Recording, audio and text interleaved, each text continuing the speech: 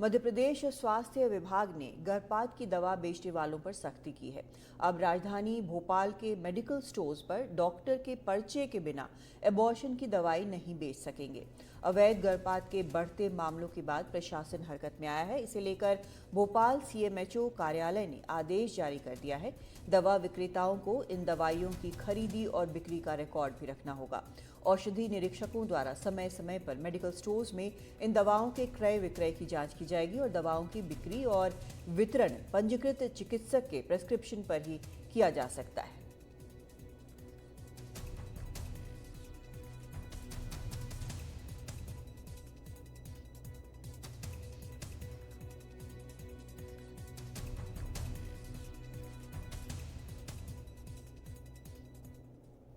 और जिन्होंने आदेश जारी किया है सीएमएचओ ने, उनसे बात की है हमारी सहयोगी अमृतांशी ने। राजधानी भोपाल में अबॉर्शन से जुड़ी दवाइयों को अगर अब बेचना होगा तो इसके लिए डॉक्टर्स का प्रेस्क्रिप्शन जरूरी होगा, तभी ये दवाइयों की बिक्री होगी। इसको लेकर सख्ती से पालन करवाने के निर्देश दिए गए हैं। डॉक्टर प्रभाकर तिवारी सीएमएचओ हमारे साथ मौजूद है, बातचीत करेंगे। सर, क्या कुछ निर्देश जारी किए गए हैं और किन बातों को ध्यान में रखते हुए सख्ती से पालन करवाएंगे? देखिए, जो भी शेड्यूल्ड एच ड्रग्स हैं उन सभी की बिक्री केवल डॉक्टर्स के प्रिस्क्रिप्शन के आधार पर ही होनी है और इसके अलावा इन सबकी खरीद बिक्री का रिकॉर्ड भी रखा जाना है। ये कोई नया निर्देश नहीं है, ये हमेशा से हमारा जो ड्रग एंड कॉस्मेटिक एक्ट है उसका पार्ट था। इसको रीइटरेट किया गया है क्योंकि कई बार हमने ये देखा है कि हमारे जो भोले भाले नागरिक हैं वो सीधे दुकान पर पहुंच जाते हैं और ऐसी दवाइयों की भी मांग करते हैं जो कायदे से केवल डॉक्टर के प्रिस्क्रिप्शन के आधार पर ही दी जानी चाहिए।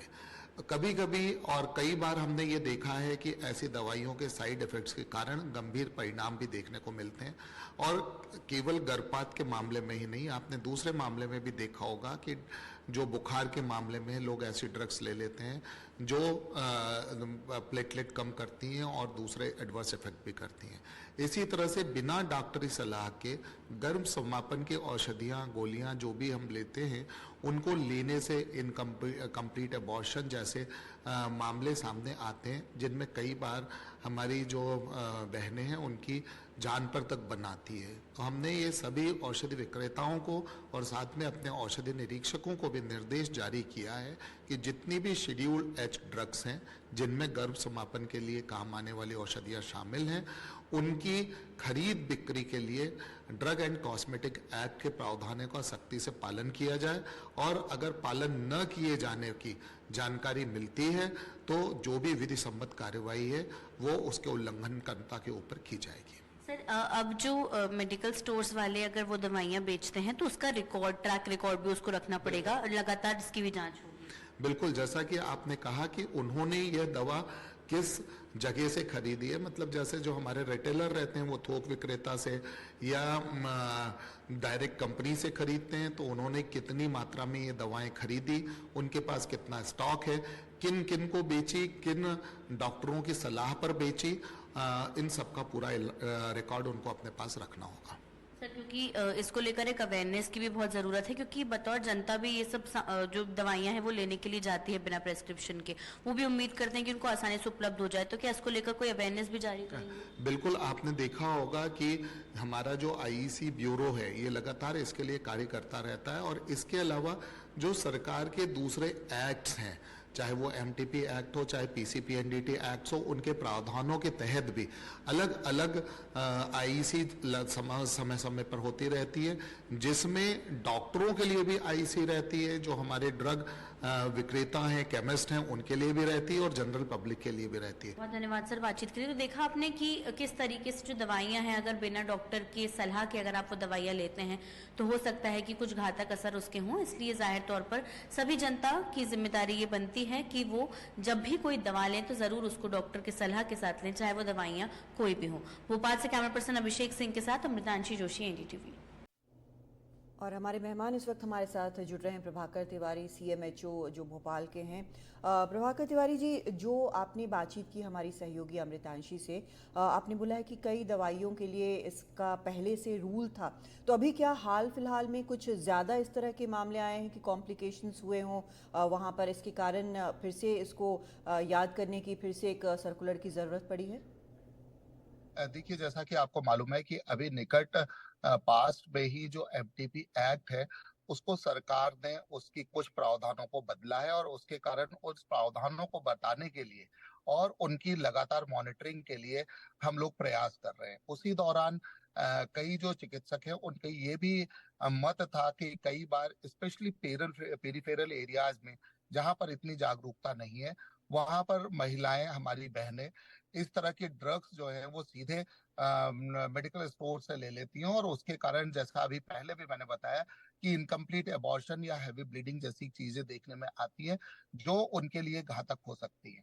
तो हम लोगों ने सिर्फ एक चेतावनी जारी की है।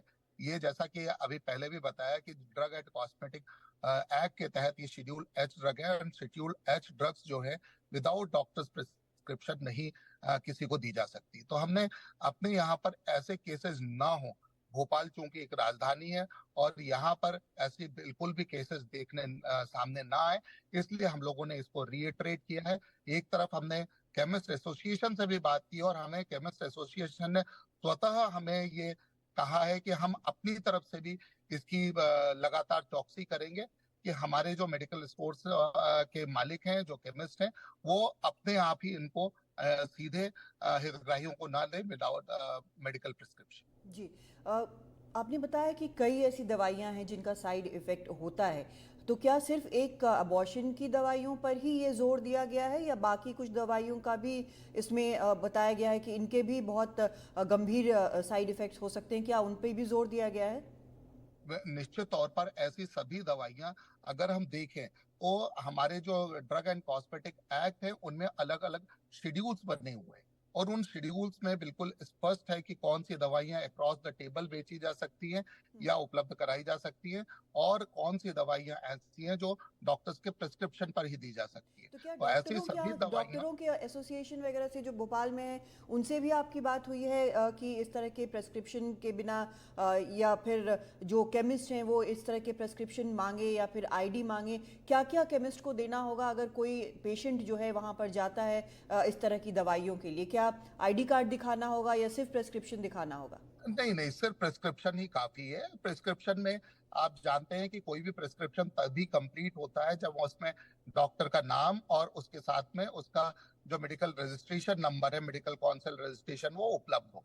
इसके अलावा और इसके जैसा कि आपने कहा कि न केवल केमिस्ट एसोसिएशन बल्कि जो फॉक्सी है, जो हमारा नर्सिंग होम एसोसिएशन है, जो दूसरे चिकित्सक संघ हैं, उनके साथ भी हम लोगों ने ये सलाह मशविरा किया और आपने देखा होगा कि ये जो हम लोगों ने एक ऑर्डर निकाला है उसको उनके साथ भी साझा किया है। तो एक सम्मिलित प्रयास है हमारे यहाँ के नागरिकों को सुरक्षित रखने। बिल्कुल, लेकिन इसमें एक फैक्टर जो मुझे लगता है कि बड़ा है वो एक जानकारी का, जागरूकता का भी है। शहरों में तो जो लोग हैं उनको पता है, लेकिन आपने कहा कि जो थोड़ा दूर दराज से लोग आते हैं, आसपास के लोग होते हैं, शायद उनको नहीं पता है, लेकिन उनको अगर दवाई का नाम पता है तो फिर उनको बाकी जानकारी भी होगी। तो ऐसी जानकारी के लिए क्या किया जा रहा है? देखिए, आमतौर पर अगर हम देखें तो व्यक्ति नाम की बजाय जो हमारे केमिस्ट भाई हैं उनके पास सीधे जाता है, सिर दर्द की गोली दे दीजिए, पाँव दर्द की गोली दे दीजिए। उनको इसके बारे में जानकारी नहीं देती कि कौन सा ब्रांड या कौन सा मॉलिक्यूल उनको दिया जा रहा है। तो दोनों में आपकी बात बिल्कुल सही है कि जागरूकता जनरल पब्लिक के लिए और जो हमारे केमिस्ट भाई हैं उनके लिए, दोनों के लिए जरूरी है कि ऐसे ड्रग्स जो सीधे अक्रॉस द टेबल बेची जा सकती हैं वो जरूर उनको दें, बट जो शेड्यूल एच ड्रग है उनको विदाउट प्रिस्क्रिप्शन ना दें। और अब आप देख रहे हैं कि सरकार जो है वो हेल्थ एंड वेलनेस सेंटर्स के माध्यम से लगातार सुदूर इलाकों तक भी पहुंच रही है। तो शायद ही अब कोई ऐसी जगह हो जहां पर विद इन 2-3 किलोमीटर्स कोई भी ऐसा व्यक्ति उपलब्ध ना हो, ऐसा चिकित्सक उपलब्ध ना हो जो उनको सही सलाह दे सके। जी, बहुत शुक्रिया इन सभी जानकारियों के लिए प्रभाकर तिवारी जी, और उम्मीद करते हैं कि लोगों में जागरूकता इस मामले में बढ़ेगी और जो केमिस्ट हैं वो भी इस बात का ध्यान रखेंगे।